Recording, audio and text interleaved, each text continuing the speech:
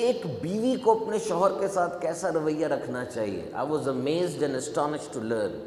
آپ نے حضور کی تصدیق کی اور نبوت اور رسالت کی جو ذمہ داریاں تھیں اس کی بجاوری میں آپ نے سرکار دو عالم صلی اللہ علیہ وسلم کا سب سے بڑھ کر ساتھ دیا. آپ نے حضور کی ڈھارس بندھائی. جب حضور باہر جاتے ان کفار کو نیکی کی دعوت دیتے، وہ آگے سے گالیاں نکالتے، افترا بازی کرتے، مذاق اڑاتے، دل آزاری کرتے. اور جب حضور گھر آتے، یہ زوجہ بی بی خدیجہ الکبریٰ رضی اللہ تعالیٰ عنہ اس انداز سے گفتگو کرتی کہ غم کے بادل چھٹ جاتے، غم ہلکا ہو جاتا. آپ حضور کے بوجھ کو ہلکا کرتی تھی اور ڈھارس بندھاتی تھی. ثابت قدمی پر رہنے کے لیے شی یوزڈ ٹو انکریج.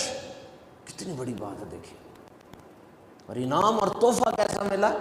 جبریل آتے ہیں، آ کر کہتے یا رسول اللہ صلی اللہ علیہ وسلم اپنے رب کی طرف سے اور میری طرف سے خدیجہ کو سلام پہنچائیے اور انہیں بتائیے کہ اللہ تعالیٰ نے جنت میں ایک موتیوں کا محل آپ کے لیے تیار کیا جس میں نہ کوئی غم ہوگا نہ کوئی شور ہوگا، اور یہ محل آپ کے لیے مخصوص ہے، اس میں کوئی کوفت بھی نہیں ہوگی.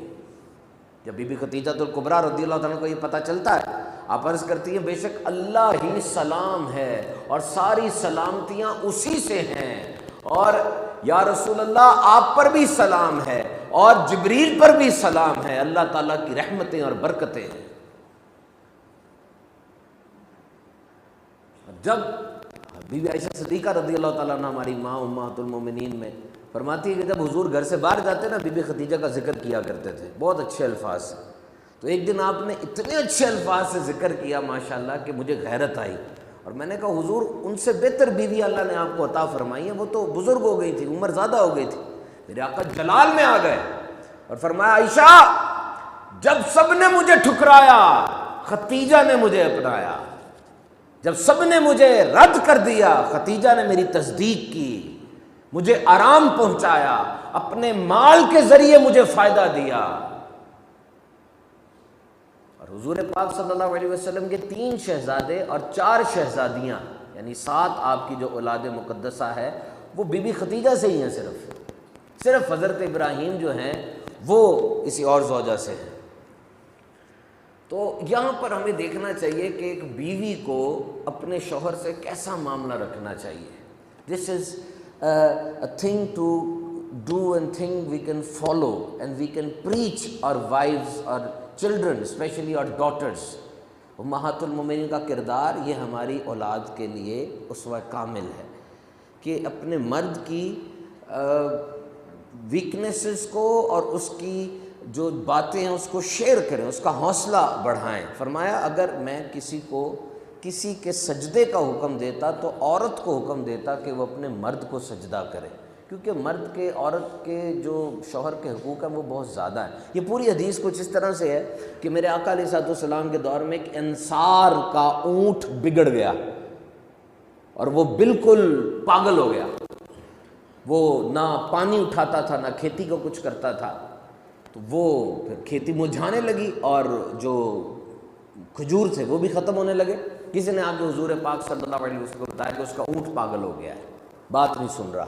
میرے آقا علیہ الصلوۃ والسلام گئے، وہ اونٹ باغ کے کونے میں کھڑا تھا اور آقا علیہ الصلوۃ والسلام اس کی طرف جانے لگے. تو انہوں نے کہا باولا ہو گیا بالکل یا رسول اللہ، وہ نہ حملہ نہ کر دے. سرکار نے فرمایا مجھے اس کا اندیشہ نہیں ہے. حضور گئے، اس اونٹ نے جب زیارت کی آ کر سجدے میں گر گیا،